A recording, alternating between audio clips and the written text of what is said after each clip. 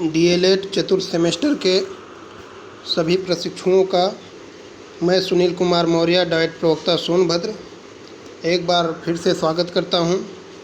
और हम लोग जैसा कि पिछले क्लास में पढ़े थे उत्तर प्रदेश के प्रमुख मेले और तीर्थ स्थान, और आज हम लोग सिलेबस के अनुसार जो अगला टॉपिक पढ़ेंगे वो है संयुक्त राष्ट्र संघ के बारे में हम लोगों को पढ़ना, यूएनओ के बारे में।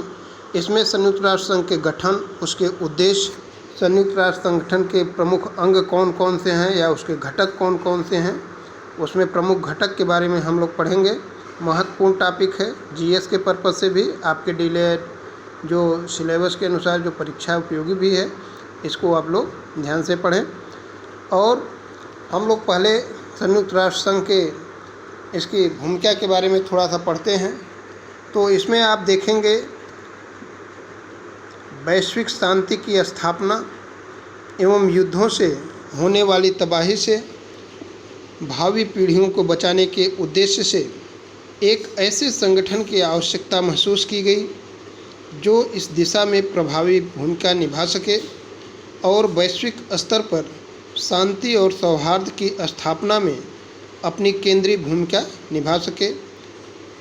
यह आवश्यकता इसलिए महसूस की गई कि द्वितीय विश्व युद्ध के बाद जो लीग ऑफ नेशन वैश्विक शांति की स्थापना में विफल हो गया था, और सबसे पहले यह प्रयास, एक वैश्विक संगठन बनाने का जो प्रयास था, वो सबसे पहले अमेरिका के राष्ट्रपति फ्रैंकलिन डी रूजवेल्ट और ब्रिटेन के प्रधानमंत्री विंस्टन चर्चिल ने वैश्विक स्तर पर एक नए संगठन का आह्वान किया और इस संगठन का प्रस्ताव वैश्विक समुदाय के समक्ष रखा। और देखा जाए कि यह संगठन जो संयुक्त राष्ट्र संघ था या यूएनओ था, कब स्थापित हुआ, तो एक नए विश्वव्यापी संगठन की स्थापना का जो प्रयास राष्ट्रपति फ्रैंकलिन डी रूजवेल्ट और ब्रिटेन के प्रधानमंत्री विंस्टन चर्चिल ने शुरू किया था, उसका एक अच्छा प्रतिफल निकला। सैन फ्रांसिस्को, अमेरिका में 25 अप्रैल 1945 को इसकी अंतिम रूपरेखा तैयार की गई और इसके चार्टर को तैयार करने की प्रक्रिया भी शुरू की गई। और 24 अक्टूबर 1945 को लीग ऑफ नेशन को समाप्त करके संयुक्त राष्ट्र संघ की स्थापना अमेरिका के सैन फ्रांसिस्को शहर में की गई। यह महत्वपूर्ण क्वेश्चन है, इसको आप लोग नोट कर सकते हैं कि संयुक्त राष्ट्र संघ की स्थापना से पहले कौन सा संगठन था, तो लीग ऑफ नेशन था। संयुक्त राष्ट्र संघ की स्थापना कब हुई, तो 24 अक्टूबर 1945 में हुई थी। किस शहर में हुई थी? अमेरिका के सैन फ्रांसिस्को शहर में हुई थी। और यह जो चार्टर बना, इसमें जो दस्तखत करने वाले या हस्ताक्षर करने वाले जो प्रारंभिक सदस्य थे, पहले जो है 50 ही थे, किंतु बाद में इसमें पोलैंड भी शामिल हुआ, तो इनकी संख्या बढ़ कर के 51 हो गई। संयुक्त राष्ट्र संघ का अगर देखेंगे मुख्यालय कहाँ पे है, तो न्यूयॉर्क के मैनहट्टन में स्थापित किया गया है। और वर्तमान में देखा जाए तो वैश्विक स्तर पर यह सबसे बड़ा संगठन है, जिसमें लगभग 193 देश शामिल है। यहाँ पे सबसे महत्वपूर्ण क्वेश्चन एक और बन सकता है कि संयुक्त राष्ट्र संघ का मुख्यालय कहाँ पे है, तो न्यूयॉर्क के मैनहट्टन में है।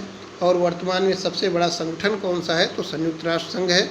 लगभग 193 सदस्य इसके हैं, क्योंकि कुछ सदस्य आगे पीछे उससे हटते रहते हैं, तो लगभग लगा करके आप लोग 193 सदस्य इसमें हैं। अब संयुक्त राष्ट्र संघ के ध्वज के बारे में हम लोग देखते हैं कि संयुक्त राष्ट्र संघ का जो ध्वज है कैसा है। तो 1947 में संयुक्त राष्ट्र के ध्वज को आधिकारिक रूप से अपनाया गया और इस ध्वज में सफ़ेद रंग से विश्व के वृत्ताकार मानचित्र को दिखाया गया है और इस मानचित्र को जैतून की शाखाओं के हार से घिरा हुआ दर्शाया गया है। ये जैतून की जो शाखाएं हैं शांति का प्रतीक मानी जाती हैं। महत्वपूर्ण क्वेश्चन है कि मतलब संयुक्त राष्ट्र के ध्वज पर किस वृक्ष का वो है, तो जैतून का है, और किसका प्रतीक है, वो जो है शांति का प्रतीक है। अब जैसे मान लीजिए किसी देश को संयुक्त राष्ट्र संघ की सदस्यता लेनी है, तो उसका प्रोसेस क्या है, तो इसको हम लोग देखते हैं संयुक्त राष्ट्र की सदस्यता के बारे में। तो संयुक्त राष्ट्र की सदस्यता के लिए इच्छुक देश के बारे में सबसे पहले सुरक्षा परिषद प्रस्ताव पेश करती है और उसके बाद महासभा द्वारा इसका अनुमोदन किए जाने पर इच्छुक राष्ट्र को सदस्यता मिल जाती है। लेकिन पहले कहाँ रखना पड़ता है इसका प्रस्ताव? सुरक्षा परिषद में। सुरक्षा परिषद क्या करती है? महासभा में रखती है। उसके बाद उस देश को संयुक्त राष्ट्र संघ की सदस्यता मिल जाती है। विश्व के वे सभी देश जो शांति और सद्भाव के पक्षधर हैं, उनका नज़रिया संयुक्त राष्ट्र के चार्टर के प्रति सम्मानजनक है। वे संयुक्त राष्ट्र के लक्ष्यों की प्राप्ति में अपना योगदान सुनिश्चित करना चाहते हैं तो वे क्या करते हैं? इस संगठन के सदस्य बन सकते हैं। और इसके संस्थापक सदस्यों की अगर संख्या पूछा जाए तो 51 थी, आज 193 लगभग है। और संयुक्त राष्ट्र संघ के जो सुरक्षा परिषद के अस्थायी सदस्य हैं 5 हैं। इसको महत्वपूर्ण है, याद करने लायक है आप लोगों को। संयुक्त राष्ट्र के सुरक्षा परिषद में कितने सदस्य हैं? तो 5 हैं अस्थायी सदस्य हैं। सोवियत संघ है, आज वर्तमान में रूस है, रूस के नाम से जाना जा रहा है। चीन है, ब्रिटेन है, अमेरिका है और फ्रांस है, बहुत महत्वपूर्ण है। और आज देखेंगे भारत है, जापान है, ये सब कंट्री क्या है? सुरक्षा परिषद में अपने आप को स्थान बनाने के लिए प्रयासरत हैं और इसकी मांग भी कर रहे हैं। तो अब देखेंगे कि मतलब संयुक्त राष्ट्र संघ जो प्रारंभ में इस नाम से जाना गया, 1950 के बाद इसको संयुक्त राष्ट्र शब्द से जाना जाता है। अब उद्देश्य हम देखते हैं, संयुक्त राष्ट्र संघ आखिर बना तो इसके उद्देश्य क्या क्या निश्चित किए गए, क्या लक्ष्य इसके निश्चित किए गए, इसके प्रमुख उद्देश्य और लक्ष्य के बारे में हम लोग देखते हैं। तो पहला इसका उद्देश्य था कि विश्व के विभिन्न राष्ट्रों के बीच मित्रवत और सौहार्दपूर्ण संबंधों को विकसित करना, कि पूरे दुनिया में जितने भी राष्ट्र हैं उनके मध्य क्या किया जाएगा? एक मित्रवत और सौहार्दपूर्ण वातावरण विकसित किया जाएगा। दूसरा लक्ष्य या उद्देश्य था कि अंतर्राष्ट्रीय शांति की स्थापना करना और अंतर्राष्ट्रीय शांति को स्थायित्व प्रदान करना। वैश्विक स्तर पर अगर कहीं अशांति है तो संयुक्त राष्ट्र संघ का प्रयास होता है, उद्देश्य होता है कि वहाँ पे शांति स्थापित की जाए। तीसरा, अंतर्राष्ट्रीय सहयोग को प्रोत्साहित कर आर्थिक, सामाजिक और सांस्कृतिक समस्याओं का मार्ग प्रशस्त करना। अगला है विश्व में मानवाधिकारों को प्रोत्साहित करना तथा मूलभूत स्वतंत्रता के प्रति सम्मान को बढ़ाना।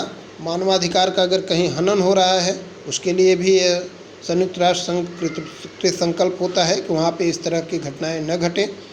अगला, राष्ट्रों के मध्य अगर द्विपक्षीय विवाद है उनके निस्तारण में भी यह सहयोग करता है और भावी जो पीढ़ियाँ हैं युद्ध की विभीषिका से उनको बचाता है। यह भी प्रयास रहता है कि द्विपक्षीय अगर दो देशों के बीच किसी चीज़ का विवाद है तो संयुक्त राष्ट्र संघ एक बार मतलब यह प्रयास करता है कि इसका निस्तारण हो जाए और युद्ध से बचा जाए। अगला, ऐसा प्रयास करना जिससे अंतर्राष्ट्रीय सुरक्षा, अंतर्राष्ट्रीय सद्भावना, अंतर्राष्ट्रीय विधि की स्थापना और अक्षुण्णता बनी रहे। अगला है विचार विमर्श हेतु दुनिया के देशों को साझा मंच उपलब्ध कराना।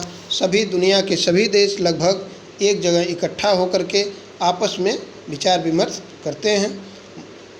एक और उद्देश्य है जैसे महिलाओं, पुरुषों और राष्ट्रों के समान अधिकारों के में निष्ठा को स्थापित करना, ये भी इसका उद्देश्य है। अब आगे हम लोग देखते हैं कि संयुक्त राष्ट्र संघ की भाषाएं क्या हैं और या वित्त का पोषण कैसे होता है। तो अगर देखें, महत्वपूर्ण क्वेश्चन है संयुक्त राष्ट्र की भाषा क्या है, तो कुल 6 भाषाओं को संयुक्त राष्ट्र संघ की आधिकारिक भाषा के रूप में मान्यता है। ये भाषाएं जैसे अंग्रेजी है, रूसी है, फ्रेंच है, चीनी है, स्पेनिश है और अरबी भाषा है। इनमें अरबी भाषा जिसे सबसे बाद में अपनाया गया था, 1973 में महासभा द्वारा अरबी भाषा अपनाई गई, जबकि 1982 में सुरक्षा परिषद द्वारा इसे अपनाया गया। शेष 5 भाषाएं जो है इसकी स्थापना के समय से ही मान्य और अधिकृत हैं। यहाँ पे एक क्वेश्चन बनता है संयुक्त राष्ट्र संघ की आधिकारिक भाषा कौन कौन सी है? 6 भाषाएं हैं, उसको आप जानते रहिए। सबसे बाद में कौन सी भाषा आई थी? तो अरबी आई थी। अब इसके वित्त पोषण की जैसे बात करें, इसका खर्च कहाँ से आता है, तो संयुक्त राष्ट्र संघ को इसके सदस्य देशों द्वारा वित्त पोषित किया जाता है। आय के आधार पर सदस्य देशों द्वारा इसका व्यय वहन किया जाता है, जो कि अधिकतम 25% से लेकर के न्यूनतम 0.01% तक हो सकता है। संघ के बजट का अनुमोदन जो है संयुक्त राष्ट्र संघ का जो एक महत्वपूर्ण अंग है महासभा द्वारा किया जाता है, और बजट का जो स्वरूप होता है वह द्विवार्षिक होता है। और अगर देखें संयुक्त राष्ट्र संघ के बजट में जिन 10 देशों का सर्वाधिक महत्वपूर्ण योगदान है उनमें अमेरिका है, जापान है, जर्मनी है, ब्रिटेन है, फ्रांस है, इटली है, कनाडा है, स्पेन है, चीन है, मैक्सिको है। जैसे अपना भारत देश भी है लेकिन इसका योगदान उसमें कम है। अब इसके बाद अगर हम लोग देखें कि संयुक्त राष्ट्र संघ के जो प्रमुख संगठन या घटक कौन कौन से हैं, इसके प्रमुख अंग कौन कौन से हैं, महत्वपूर्ण क्वेश्चन है। इसको आप जानते रहिए कि संयुक्त राष्ट्र संघ का महत्वपूर्ण अंग कौन है, महत्वपूर्ण घटक कौन है। तो इसके 6 महत्वपूर्ण अंग या घटक हैं। महत्वपूर्ण क्वेश्चन है, इसको आप जरूर ध्यान में रखें। पहला जैसे महासभा है, दूसरा सुरक्षा परिषद है, तीसरा आर्थिक एवं सामाजिक परिषद है, चौथा जो है न्यास परिषद है, पांचवा अंतर्राष्ट्रीय न्यायालय है और छठा जो है सचिवालय है। तो इसमें हम लोग इसके 6 घटकों में या 6 अंग में महत्वपूर्ण जो अंग हैं जैसे महासभा है, सुरक्षा परिषद है और अंतर्राष्ट्रीय न्यायालय है, सचिवालय, इनके बारे में हम लोग जानेंगे जो महत्वपूर्ण इसके अंग हैं। पहले महासभा के बारे में हम लोग देखते हैं। तो संयुक्त राष्ट्र का जो संचालन में महासभा की जो भूमिका है सबसे अधिक महत्वपूर्ण है, सर्वाधिक महत्वपूर्ण है। महासभा का अगर देखें मुख्यालय कहाँ पे है तो न्यूयॉर्क में है, तथा संगठन के सभी सदस्य देश इसके भी सदस्य होते हैं। इसके वार्षिक सत्र में सदस्य देशों का समागम होता है या सभी सदस्य देश एक साथ मिलते हैं। अधिवेशन की अध्यक्षता निर्वाचित अध्यक्ष करते हैं। सबसे पहले महासचिव और उसके बाद जो अधिवेशन के अध्यक्ष होते हैं महासभा को संबोधित करते हैं। ज़्यादातर निर्णय महासभा के द्वारा बहुमत के आधार पर लिया जाता है। हालांकि कुछ महत्वपूर्ण प्रश्नों के संबंध में उपस्थित और मतदान करने वाले 2/3 सदस्यों का अनुमोदन जो होता है वो आवश्यक होता है। संयुक्त राष्ट्र संघ के इस शक्तिशाली निकाय का मुख्य कार्य जो है अगर देखें क्या क्या है तो संगठन के प्रमुख अंगों के सदस्यों का चुनाव करना, महासचिव की नियुक्ति करना, संयुक्त राष्ट्र के बजट का अनुमोदन करना, अंतर्राष्ट्रीय न्यायालय के न्यायाधीशों का चुनाव करना, महत्वपूर्ण प्रश्न एवं प्रकरण पर निर्णय लेना तथा संगठन में नए सदस्यों का प्रवेश देना, ये सब जो है इसके कार्य हैं। अगर देखें महासभा ऐसे कार्य करती है कि सभी का सामंजस्य बैठे, इसके लिए 7 समितियां बनाई गई हैं। इन समितियों में जैसे आर्थिक समिति है, सामाजिक समिति है, राजनीतिक समिति है, न्यास समिति है, विधि समिति है, शासकीय समिति है और विशेष राजनीतिक समिति है। महासभा द्वारा प्रत्येक वार्षिक सत्र के प्रारंभ में एक नए अध्यक्ष, 21 उपाध्यक्ष और 7 मुख्य समितियों के अध्यक्षों का चुनाव होता है। आप देखेंगे कि संयुक्त राष्ट्र संघ का जब अधिवेशन होता है, महासभा बैठक होती है, तो लगभग देश के सभी देश के राष्ट्राध्यक्ष उसमें भाग लेते हैं। हमारे प्रधानमंत्री जी भी उसमें भाग लेते हैं। तो ये महत्वपूर्ण प्रश्न यहाँ पे है कि संयुक्त राष्ट्र महासभा का जो मुख्यालय कहाँ पे है, इसका कार्य क्या है, इसके बारे में ज़रूर आप लोगों को पढ़ना चाहिए। इसके बाद हम लोग सुरक्षा परिषद के बारे में देखते हैं। महत्वपूर्ण क्वेश्चन है, यहाँ से कई क्वेश्चन बनते हैं सुरक्षा परिषद से, इसको आप जानते रहिए। अगर देखें कि वैश्विक शांति तथा सुरक्षा की स्थापना की दिशा में सुरक्षा परिषद की भूमिका अत्यंत महत्वपूर्ण है। इसका मुख्यालय न्यूयॉर्क में है और इसके जो सदस्यों की संख्या है वो 15 है। बहुत महत्वपूर्ण क्वेश्चन है कि सुरक्षा परिषद के सदस्यों की संख्या कितनी है, 15 है, जिसमें 5 अस्थायी सदस्य हैं और 10 अस्थायी सदस्य होते हैं। अस्थायी सदस्य में जैसा कि हमने पहले बताया ब्रिटेन है, चीन है, फ्रांस है, रूस है और अमेरिका है। और अस्थायी जो सदस्य होते हैं इनका जो चुनाव होता है 2 वर्षीय कार्यकाल हेतु 2/3 बहुमत के आधार पर होता है। सुरक्षा परिषद का पहला अधिवेशन 17 जनवरी 1946 को लंदन के चर्च हाउस में हुआ था और इसके अस्थायी सदस्यों को निषेधाधिकार या वीटो का अधिकार भी प्राप्त है, जिसका प्रयोग वे जो है मतदान में करते हैं। अस्थायी सदस्य द्वारा विरोध में मतदान किए जाने पर विचाराधीन जो मुद्दा होता है वो स्थगित हो जाता है। अगर कोई सदस्य वीटो कर दिया तो कोई भी मुद्दा हो वो क्या होता है, स्थगित हो जाता है और मतदान न करने की स्थिति में यह माना जाता है कि उसने जो है निषेधाधिकार या वीटो का प्रयोग किया है। सुरक्षा परिषद के 5 अस्थायी सदस्यों को प्रतिवर्ष सेवा मुक्त करने का प्रावधान है। संयुक्त राष्ट्र के वे सदस्य जिनका सुरक्षा परिषद में प्रतिनिधित्व नहीं है को मत देने का अधिकार नहीं है। वे परिषद के विचार विमर्श में हिस्सा ले सकते हैं। सुरक्षा परिषद मुख्य रूप से विश्व के देशों के मध्य शांति और सुरक्षा हेतु प्रयासरत रहती है। यह किसी भी विवाद की जांच कर सकती है, समाधान के उपाय सुझा सकती है और आवश्यकता के अनुरूप विभिन्न समितियों का गठन कर सकती है। अब इसके बाद जो संयुक्त राष्ट्र संघ का एक महत्वपूर्ण घटक या अंग है वो है अंतर्राष्ट्रीय न्यायालय। महत्वपूर्ण क्वेश्चन यहाँ से भी बनते हैं, कई बार कंपटीशन में इससे पूछा गया है क्वेश्चन। तो पहला तो यही है कि अंतर्राष्ट्रीय न्यायालय है कहाँ। नीदरलैंड के हेग नामक शहर में है। पीस पैलेस इमारत में संयुक्त राष्ट्र संघ के अंतर्राष्ट्रीय न्यायालय का मुख्यालय स्थित है। यह संयुक्त राष्ट्र संघ का एक प्रमुख न्यायिक अधिकरण है, न्याय के लिए कार्य करता है। 1945 में संयुक्त राष्ट्र संघ के चार्टर के आधार पर अंतर्राष्ट्रीय न्याय के अस्थायी न्यायालय के स्थान पर इसकी स्थापना की गई थी। यह वर्ष 1946 से कार्य कर रहा है। संयुक्त राष्ट्र के समस्त सदस्य इसके भी सदस्य होते हैं। अब इसके बाद एक महत्वपूर्ण क्वेश्चन यह बनता है कि अंतर्राष्ट्रीय न्यायालय में जजों की संख्या कितनी है।